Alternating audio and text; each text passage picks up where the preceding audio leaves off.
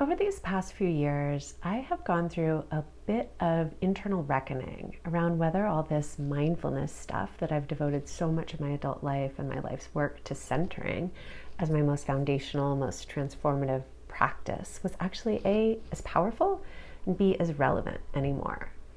It had honestly started to feel like maybe we humans were slipping so far away from our capacity to sustain our attention on anything for more than a few seconds, much less to sustain our attention on what a dopamine addicted brain would feel as a mundane or boring, simple in real life experience at presence, like sniffing jasmine or waiting in line at the grocery store without scrolling, sitting at a stoplight for 20 seconds without having to check our phone, much less to have the capacity or the desire to do something like sit in meditation. So I really started to have a bit of internal existential crisis, honestly. My mind kind of proliferating with questions like, does any of this mindfulness stuff actually matter anymore? Does mindfulness even work anymore in this present moment context in human evolution and in our current technological and political landscape? Honestly, part of me really started to doubt whether we humans were capable of really cultivating presence and kindness right now. So you can see my mind really got hooked for a while into a slippery slope towards some real desperation, hopelessness. Like, does any of this positive seed planting stuff actually matter to humanity these days? And then also this nervous system regulation stuff felt like the new wellness trend to hit the zeitgeist. And it really felt like people had lost all interest in mindfulness or presence. Like that moment for what a lot of people approached as just another wellness trend, another productivity hack they were trying to use as a quick fix to calm had maybe just passed. Its moment had passed. And the black and white thinking part of me started to wonder if maybe those people were right. Maybe mindfulness was irrelevant at this moment in our human evolution, or just not useful anyway.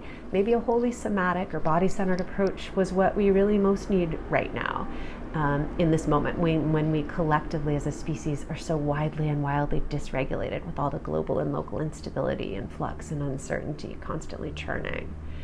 And that narrowly focused binary thinking part of me started to think that maybe I should stop centering mindfulness so much in my work because, again, maybe it doesn't actually matter that much right now.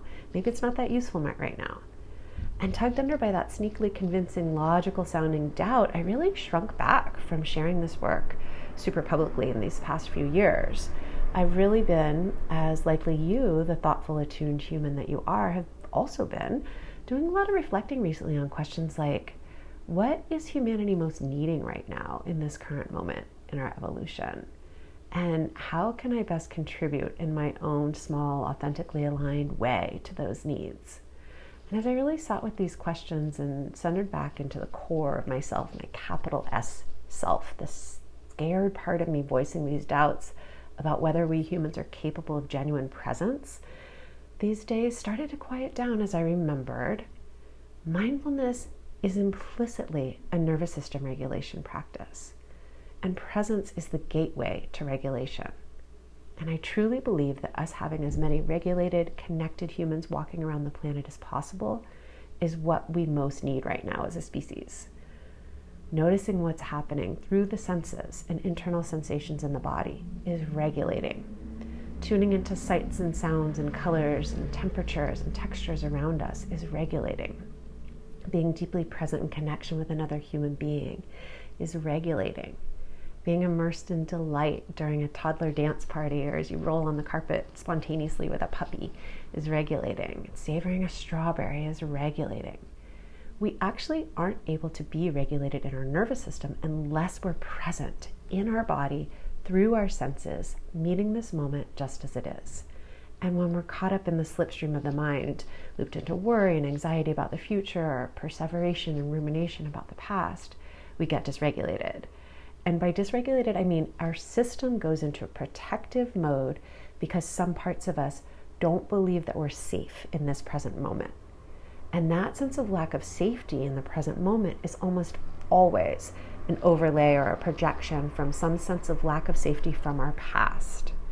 So when we're dysregulated in our nervous system, we are inherently not present. And again, presence is the gateway to regulation. But the paradox is our scared, vulnerable, and protective parts send us into protective nervous system dysregulation mode because they believe there's an imminent threat to our safety. So that means those protective parts want us to stay in a dysregulated state, because those parts believe we need to be in that urgency-driven, fear-based state in order to stay alive and stay connected. So that means the more we try to talk ourselves out of a fear-based thought or feeling, the more fiercely that thought or feeling will amplify and resist within us. And the more we resist those on the surface unhelpful ways of being, the more they persist. But true mindfulness short circuits this self-protective pattern that brings us out of regulation in our nervous system. Recentering within and refocusing on the sensations felt in this body, in this moment, through these physical senses, is a dysregulation disruptor.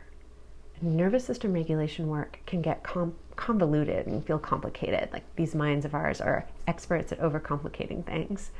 But at its core, nervous system regulation comes down to this. When our organism feels safe in the present moment, our nervous system relaxes into its natural, restful, but appropriately responsive, fluid, dynamic state. So connecting to micro moments of a felt sense of safety and presence in the body is a direct pathway to regulation. But we can't regulate ourselves through our thoughts. We can't talk our body into a sense of safety. We have to show, not tell our system that we're actually safe in this present moment in order for it to relax back to its natural homeostatic set point. So there are lots of ways that we can play with doing this for ourselves. And I'd love to try one out with you right now so that you can feel it in your own body, just a few minutes here. So place one hand out in front of you, and with the index finger of your opposite hand, we're just going to sync up the breath with the tracing of each of the 5 fingers. So we'll start by inhaling through the nose as we trace from the base of the outer edge of the thumb up, pausing slightly at the top, and exhaling through the nose as you trace down the thumb. Inhaling up the index finger, pausing slightly and exhaling down through the nose. Inhaling through the nose, exhaling down. Inhaling, exhaling. Inhaling and exhaling. And then just noticing what you notice for a moment here. So this is a brief taste of what presence directly experienced through the senses in the body is like. And you can experiment with this type of regulating presence practice through intentional body-based noticing this week in ways like noticing the feeling of warm water on your hands as you wash dishes, or noticing the subtle temperatures and textures and sensations of sunshine or breeze on your skin as you move through your hair when you're sitting on the porch with a cup of coffee or out for a walk. Tuning into the sense of pressure on your hands on the steering wheel as you're driving this week. Noticing the breath gently moving in and out of the lungs in the background as you pay attention to where you're heading on the road in that car. Tuning into the sensations of your feet hitting and pushing off the ground as you walk, even just around the house, your apartment this week.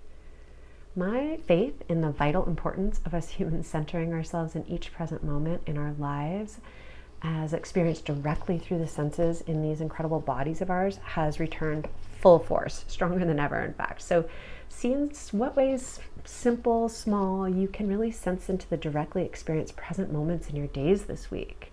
And as always, I'd love to hear what you notice in your explorations in the comments below. Happy exploring.